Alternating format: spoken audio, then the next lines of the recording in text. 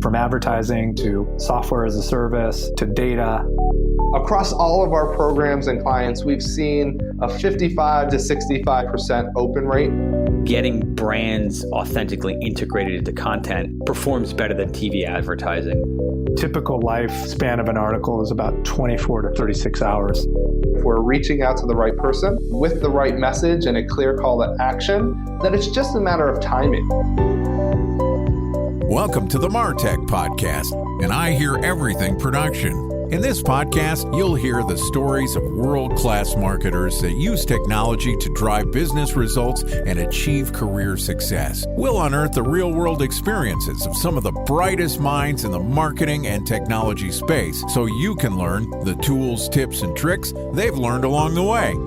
Now here's the host of the MarTech Podcast, Benjamin Shapiro. Welcome to the MarTech Podcast. I'm your host, Benjamin Shapiro, and today we're going to discuss what customer loyalty looks like in a post-pandemic world.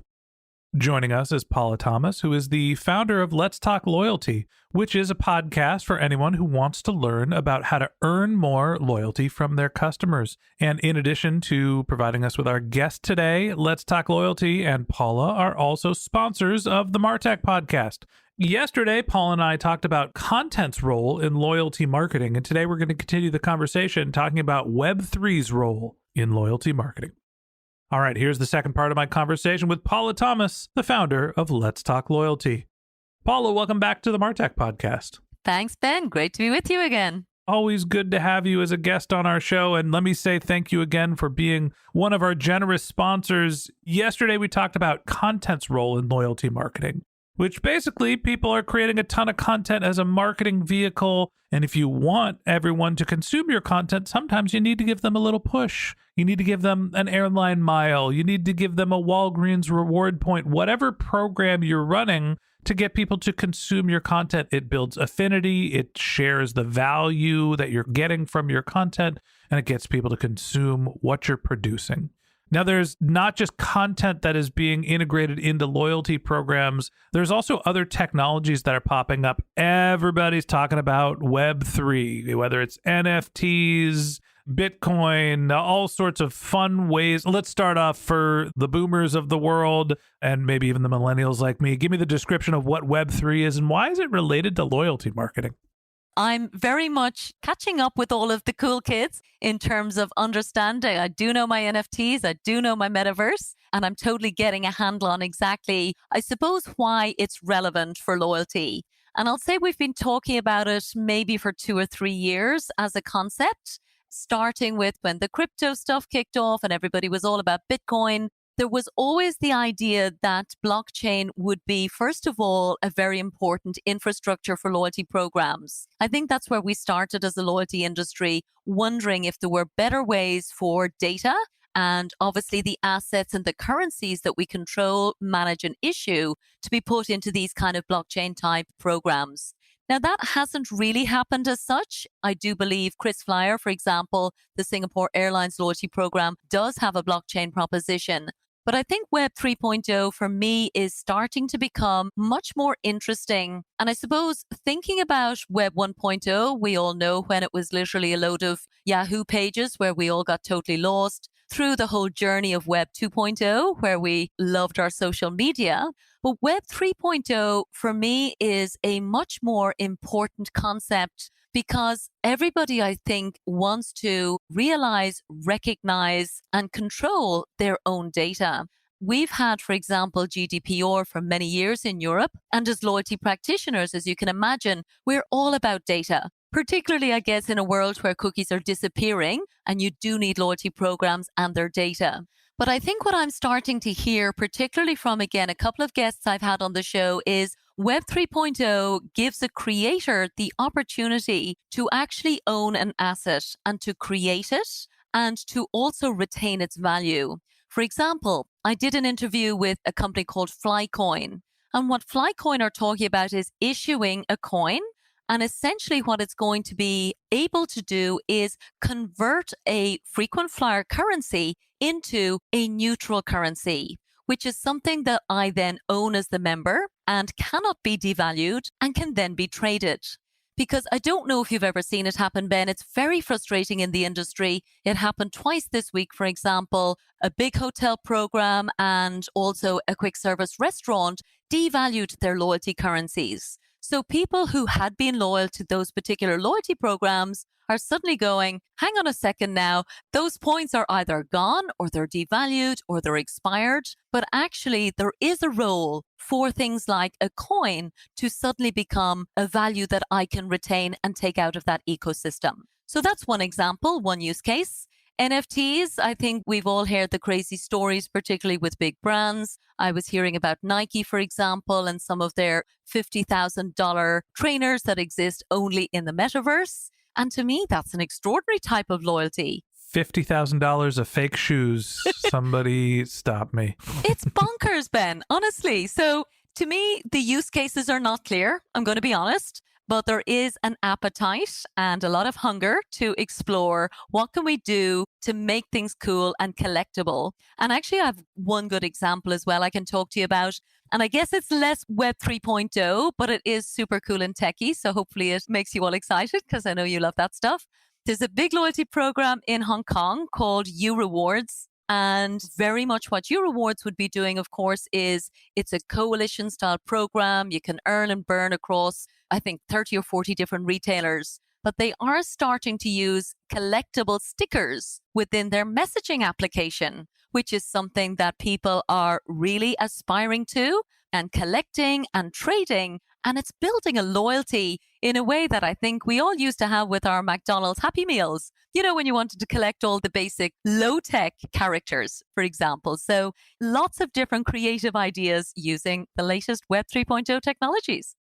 I think that this notion of decentralization combined with a coin that can help you retain value and prove ownership that is trackable and transparent has obvious relationships to loyalty. Now, you mentioned the idea that I can take the value, extract the value out of a loyalty program and basically provide myself more assurances that the value is going to be retained. I'm making this up, 100,000 United Airlines frequent flyer miles, and they're worth a cent a mile. So I've got $1,000 worth of value in my airline miles. And I could basically trade those and say, I want to take $1,000 of value in cryptocurrency. I can say, I want to transfer this to another loyalty reward program or use it for something totally different. I want to buy the goods and services at Walgreens, who has their own loyalty program. Now, I understand the value from the end consumer here of being able to trade on your rewards programs. But I'm a little concerned for the people running the loyalty programs, for the marketers that are saying, I am giving away these rewards and trying to manage a P&L, making sure that we're retaining customers. And if I'm going to offer 100,000 rewards points and I realize that the value of those is making me upside down, when I devalue my currency, based on what you're saying, it seems like people have a way to get around my ability to control the value of that currency, because they're able to exchange it. So how does the company keep control of their loyalty rewards program in a Web3 world?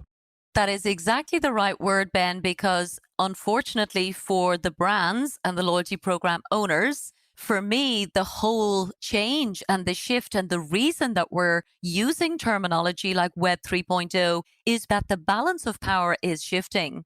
The control will no longer stay with the loyalty program owners, with the corporations. And I do believe that that is a seismic shift that consumers will increasingly demand. So I don't expect Web 3.0 or any of these technologies and solutions, first of all, to replace any of the existing loyalty programs at scale for the foreseeable future.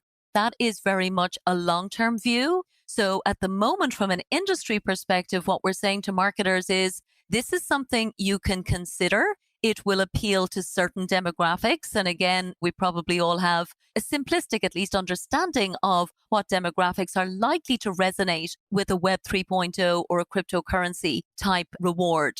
So I think what's important for marketing people listening to your podcast is that this is the direction of travel. This is the way consumers will increasingly expect to be recognized and rewarded, and they won't want you to have all the control anymore. So as scary as that is, we do need to start preparing for a different future, to allowing people to own their own data, own their own assets, and to have the freedom and flexibility to use it in ways they never could before. Okay, so potentially brands are losing control over their own loyalty rewards programs. That seems to be somewhat concerning. Talk to me about the upside for brands when it comes to using Web3 technologies in their loyalty rewards programs.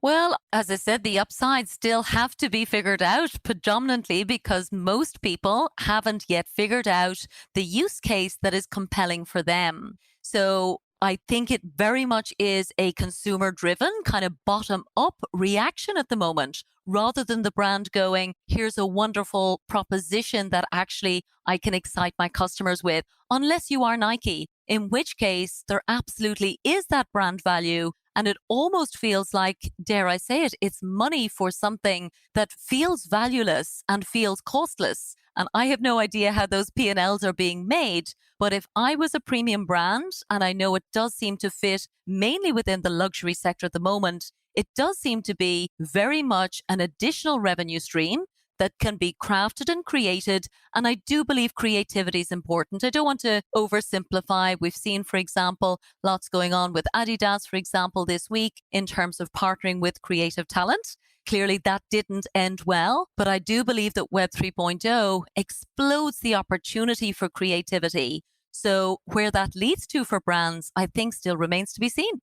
You know, I think about the life cycle of a web and then a number, and they tend to be, 15, 20-year periods, right? Web 1.0, the AOL, Yahoo, sort of static web pages, the walled garden stage. That was the, let's call it 90s to maybe even early 2000s. And then we saw the rise of Facebook and the social media platform, user-generated content, YouTube, 2000s to 2020. We've got 20 years of this. We are just in the beginning of understanding the use of these decentralized technologies, cryptocurrencies, everything that we're calling Web 3.0. So it's early days, and maybe we can't predict exactly how these are going to affect all of our marketing activities, but we're starting to see Web 3.0 trickle into some loyalty and rewards programs, and I'm sure it'll continue to evolve over the years. Paula, that just means we're going to have to come back together and talk every, quarter or so for the next 20 years. Sound good to you? I'm totally in, Ben. Looking forward to it. All right. That's a hard commitment from Paula, and we're excited to have her back on the show next quarter. And that wraps up this episode of the MarTech Podcast. Thanks for listening to my conversation with Paula Thomas, the founder of Let's Talk Loyalty. If you'd like to get in touch with Paula, you can find a link to her LinkedIn profile in our show notes. You can visit her website, which is letstalkloyalty.com, or of course, you can find the Let's Talk Loyalty podcast wherever you listen to your podcasts, including the podcast app that you're listening to right now. Just one more link in our show notes I'd like to tell you about. If you didn't have a chance to take notes while you were listening to this podcast, head over to martechpod.com, where we have summaries of all of our episodes and contact information for our guests. You can also subscribe to our weekly newsletter, and you can even send us your topic suggestions or your marketing questions, which we'll answer live on our show. Of course, you can always reach out on social media. Our handle is martechpod, MarTechPod, on LinkedIn, Twitter, Instagram, and Facebook, or you can contact me directly. My handle is Ben J. Shap, BenJShap. And if you haven't subscribed yet and you want a daily stream of marketing and technology knowledge in your podcast feed, we're going to publish an episode every day this year. So hit the subscribe button in your podcast app, and we'll be back in your feed tomorrow morning. All right, that's it for today. But until next time, my advice is to just focus on keeping your customers happy.